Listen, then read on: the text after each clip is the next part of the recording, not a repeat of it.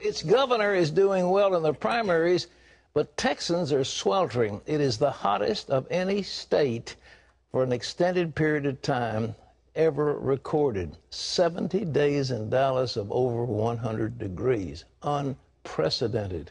So we sympathize with our dear friends in Texas. Then we get on to what's happening in New York.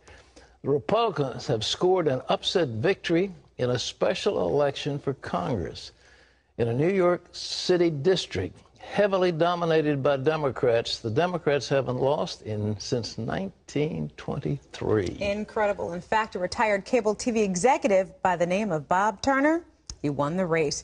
And he says that Washington should pay attention to what the voters are saying. Here's Dale Hurd with a story. We've been asked by the people of this district to send a message to Washington, and I hope they hear it loud and clear. The political newcomer pulled off a huge upset, beating prominent Democrat David Weprin. David Weprin, how are you? Have you voted yet?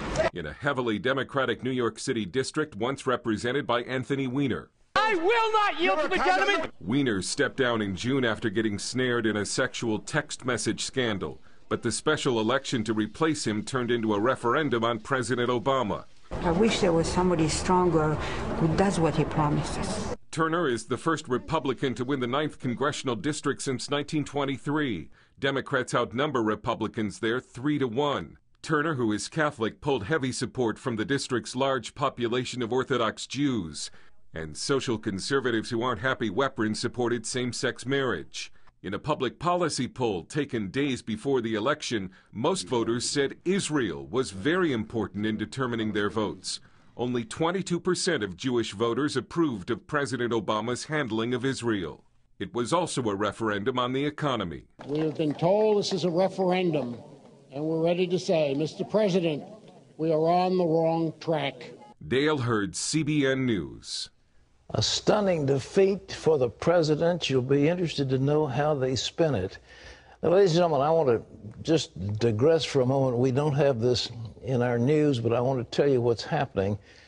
The last depression that was so ruinous in the late 1920s started with the collapse of an Austrian bank, Credit Anstalt.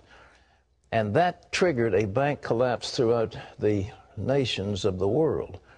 Right now, the French banks have been put on a watch list. Credit Agricole, which is their largest bank, has been downgraded by the rating agencies. Moody's, I believe it is.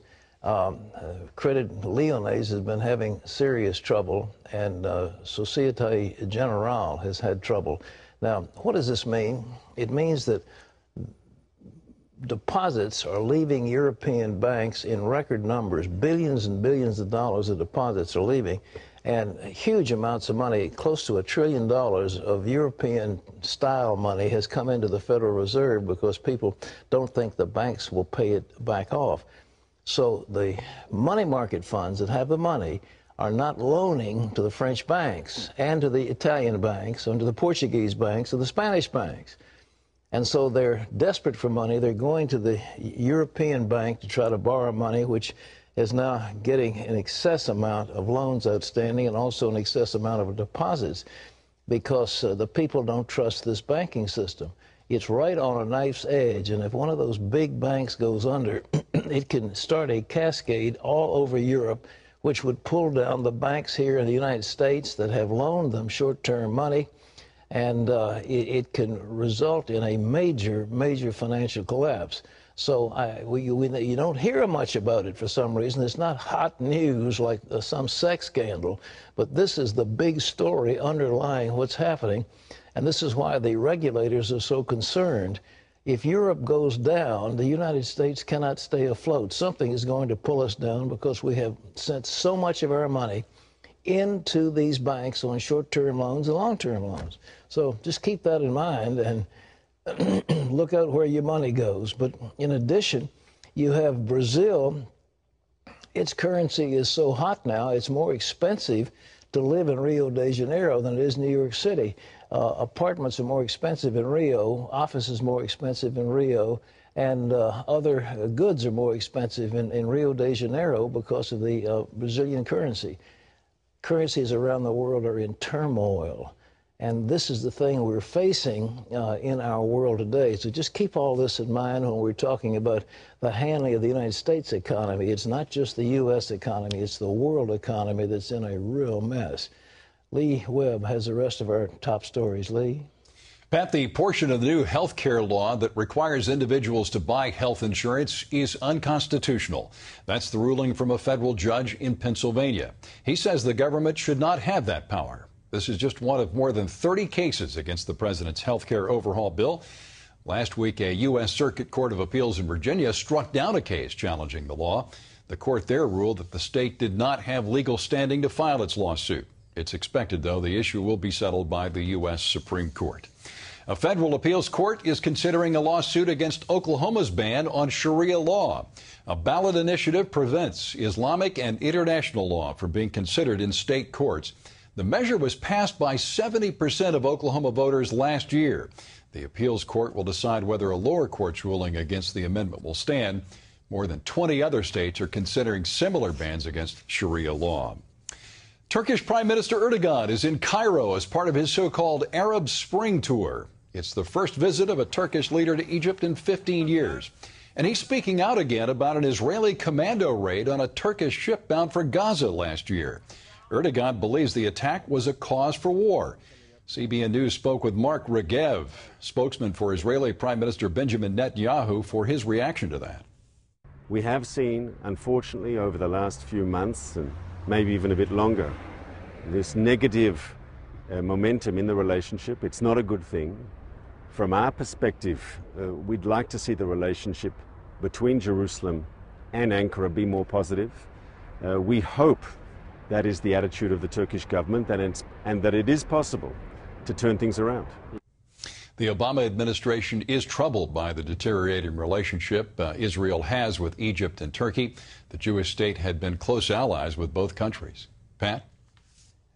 I was teaching the other day about the Ezekiel 38 prophecy about an attack on Israel by a coalition in the latter days when Israel is regathered in the land.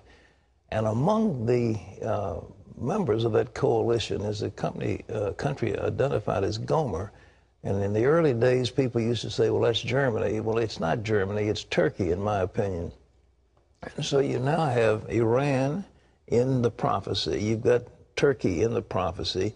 You've got the Russian area, Rosh, and Gog and Magog, which is those areas in the Caucasian, which are primarily Muslim. And then you've got Kush, which is Sudan. And Sudan is, an Arab republic. It's not Arab, but it's a Muslim republic. Or dictatorship, actually. It's not a republic. And so you've got this coalition coming against Israel. In the next few days, the United Nations General Assembly is going to take up a measure to create a Palestinian state. Question is, will the United States veto it in the Security Council? We understand England and France will abstain. We're not quite sure what this is going to do, but it will have major impact. So at this point of time, with an attack on the Israeli embassy by a mob in Cairo, with the withdrawal of the Turkish ambassador from Israel just a few days ago, and Erdogan's stand against Israel, we have the forces rising now to not just confront Israel, but to destroy Israel. Watch it. Lee? Pat, lawmakers in Tennessee are hoping to develop a cost-effective way to turn a crop called switchgrass into ethanol for fuel.